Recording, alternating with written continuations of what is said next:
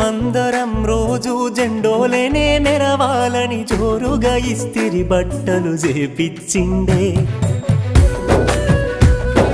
ice cream బండి ఇంటి ముందు గంట కొట్టంగానే జేబులున్న పైసలన్నీ మాయమౌ